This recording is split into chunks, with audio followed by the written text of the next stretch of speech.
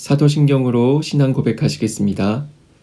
전능하사 천지를 만드신 하나님 아버지를 내가 믿사오며 그 외아들 우리 주 예수 그리스도를 믿사오니 이는 성령으로 잉태하사 동정녀 마리아에게 나시고 본디오 빌라도에게 고난을 받으사 십자가에 못 박혀 죽으시고 장사한 지 사흘 만에 죽은 자 가운데서 다시 살아나시며 하늘에 오르사 전능하신 하나님 우편에 앉아 계시다가 저리로서 산자와 죽은 자를 심판하러 오시리라.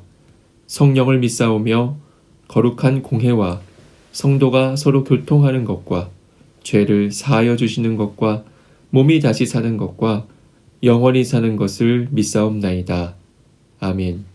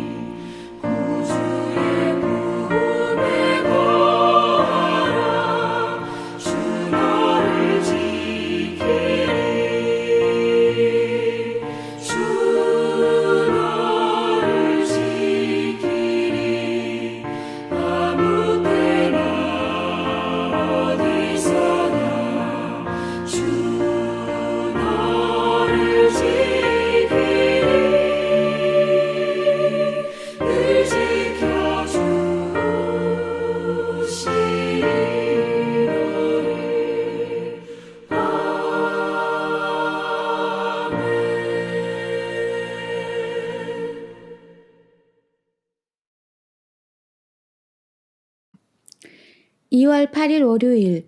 오늘 우리에게 주시는 말씀은 이사야 40장 12절에서 17절까지 말씀입니다. 누가 손바닥으로 바닷물을 헤아렸으며 뼘으로 하늘을 쟀으며 땅에 티끌을 되에 담아 보았으며 접시 저울로 산들을 막대 저울로 언덕들을 달아 보았으랴. 누가 여호와의 영을 지도하였으며 그의 모사가 되어 그를 가르쳤으랴. 그가 누구와 더불어 의논하셨으며 누가 그를 교훈하였으며 그에게 정의의 길로 가르쳤으며 지식을 가르쳤으며 통달의 도를 보여주었느냐. 보라, 그에게는 열방이 통의 한 방울 물과 같고 저울의 작은 티끌 같으며 섬들은 떠오르는 먼지 같으리니 레바논은 땔감에도 부족하겠고 그 짐승들은 번제에도 부족할 것이라. 그의 앞에는 모든 열방이 아무것도 아니라 그는 그들을 없는 것 같이 빈 것 같이 여기시느니라.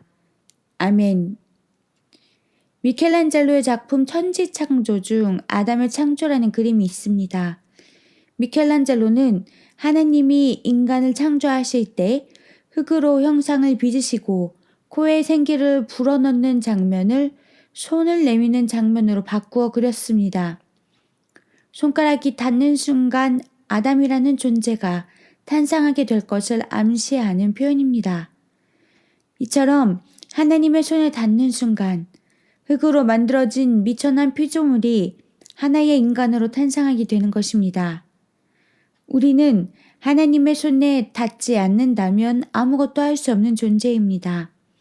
하지만 하나님의 손끝이 닿는 순간 우리에게는 능치 못할 일이 없습니다.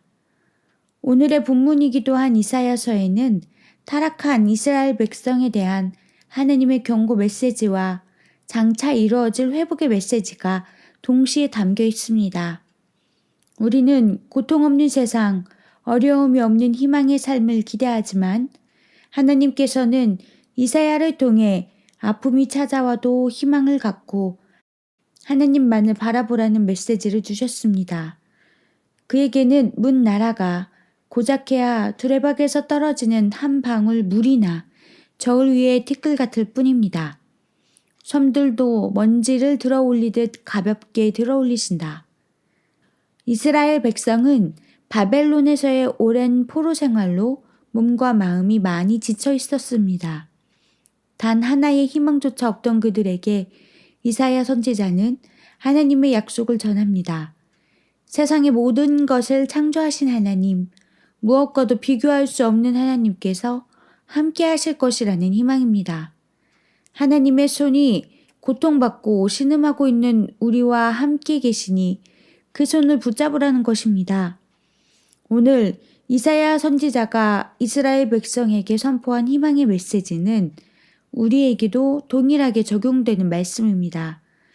살다 보면 우리에게도 여러 가지 시련과 어려움이 찾아옵니다. 많은 사람이 자기의 생각과 세상의 방법으로 그 난관을 통과하려고 합니다. 그러나 시련과 어려움을 이기는 능력을 주시는 분은 하나님입니다. 우리는 그분의 손을 잡기만 하면 되는 것입니다. 하나님의 손을 붙잡으면 우리를 의로운 길로 인도해 주시고 동행해 주실 것입니다. 어떠한 환경에 처했더라도 능치 못할 일이 없는 위대하신 하나님의 그 손을 붙잡고 이겨내 하나님께 영광을 돌리는 믿음의 사람이 되기를 바랍니다. 묵상 질문. 어떠한 상황에서도 위대하신 하나님의 손을 붙잡고 있습니까? 오늘의 기도. 사랑의 하나님, 삶의 모든 부분이 하나님의 손으로 지어졌음을 고백합니다. 우리의 삶에 어떠한 시련과 어려움이 다가오더라도 위대하신 하나님의 손을 붙잡아 이겨내게 하옵소서. 그래서 그 일로 하나님께 영광 돌리는 믿음의 사람이 되게 인도해 주옵소서. 예수님의 이름으로 기도합니다. 아멘.